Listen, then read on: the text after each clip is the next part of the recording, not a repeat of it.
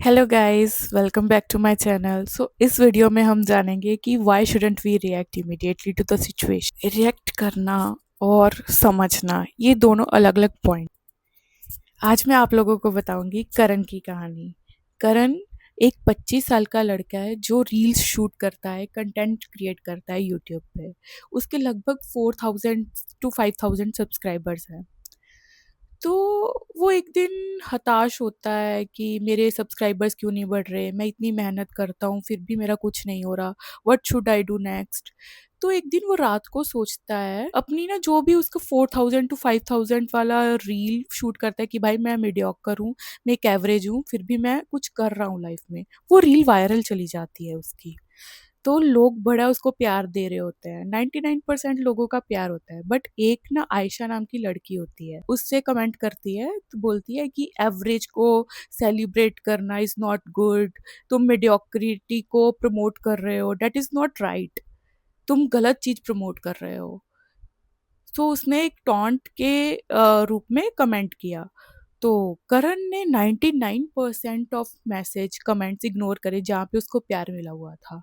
पर आयशा को उसने रिप्लाई दिया इमीडिएटली कि भाई तुम मेरी बात ही नहीं समझी हो, तुम कहना क्या चाहती हो, तुम बस लोगों को टॉन्ट कसना जानती हो, ये वो। तो हुआ क्या, उसमें ना वॉर शुरू हो गई दोनों कंटेंट क्रिएटर्स के बीच में। आयशा भी कंटेंट क्रिएटर थी। तो दोनों कंटेंट क्रिएटर्स के बीच में लड़ाई शुरू हो गई।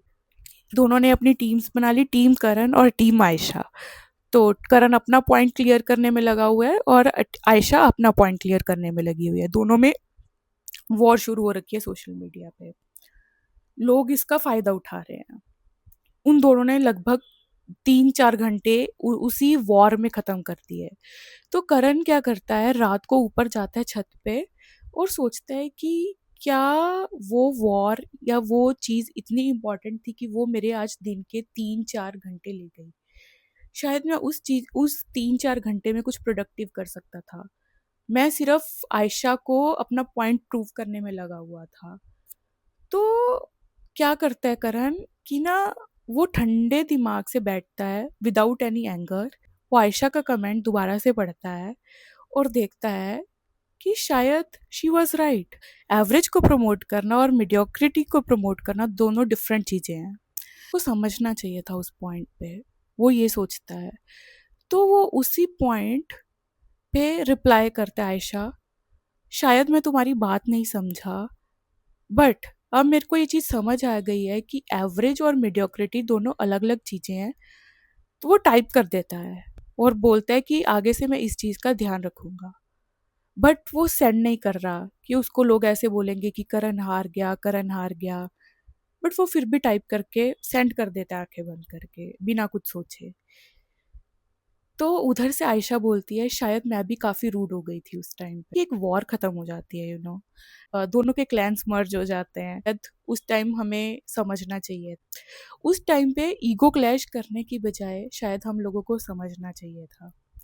तो अगले दिन दोनों एक पॉडकास्ट में होते हैं, तो दोनों समझते हैं कि हाँ, शायद दूसरे का पॉइंट भी सही था, हर चीज़ ईगो पे नहीं लेनी होती है।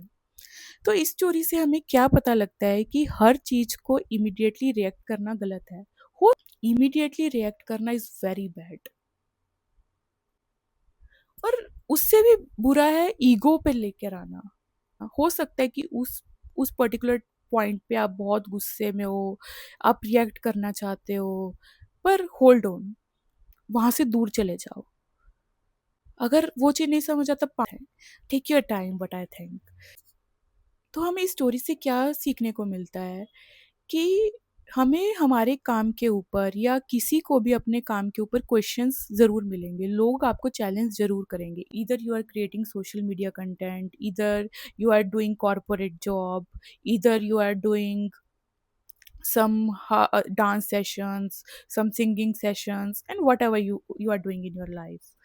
बट लोग आपको चैलेंज करेंगे, क्वेश्चंस करेंगे। बट रिएक्ट करना आपका हक है, आप रिएक्ट कर सकते हैं, वो आपके ऊपर है। बट एक बार अपने आप से ये क्वेश्चन करना रिएक्ट करने से पहले, क्या मैं अपनी ईगो सैटिस्फाई कर रहा हूँ? क्या रिएक्ट करना इतना इम्पोर्टेंट है? क्या दूसरे का क्वेश्चन इतना इम्पोर्टेंट है कि मैं अपनी पीसफुलनेस, अपना जो कंटेंट क्रिएशन है वो छोड़ के मैं उसकी अपना पॉइंट प्रूव करने में लग जाऊँ? ये चीज़ ज़रूर सोचना। हो सकता है कि आपकी 1 मिनट की थॉट आपकी पूरी लाइफ डिसीज़न चेंज कर दे। रिएक्ट करना ईज़ी है, बट सोच समझ के पब्लिकली रिप्लाई करना बहुत इम्पोर्टेंट है। मेरे को पर्सनली ऐसा लगता है कि हम खुद को तो प्रूव कर देते हैं, मे बी दूसरे को नीचा दिख सकता है ना यार। दूसरे की भी तो लाइफ है, दूसरा भी तो पर्सनल डिसीजन से गुजर रहा होता है। हम सभी ने अपनी लाइफ में कभी ना कभी ऐसे फेस ज़रूर किया है। मैंने भी अपनी लाइफ में बहुत कुछ फेस किया है, टू बी वेरी ऑनेस्ट। बहुत ह्यूमिलिएशन कॉर्पोरेट जॉब में। मैं आपको ये सब कभी टाइम आने पे बताऊंगी, बट हम सभी ने कभी ना कभी कुछ ना कुछ ज़रूर फेस किया है। कभी कभी हमने गुस्से में कुछ ऐसे डिसीजंस लिए हैं जो कि हमें नहीं लेने चाहिए थे। मेरे अकॉर्डिंग हमें रिएक्ट करने से पहले एक बार सोचना कि ये रिएक्शन इतना ज़्यादा इम्पॉर्टेंट है, it is worth my peace, so it will may change your life. Think about it. हो सकता है कि ये वीडियो आपको थोड़ी अच्छी लगी हो। Like share and subscribe. Thank you.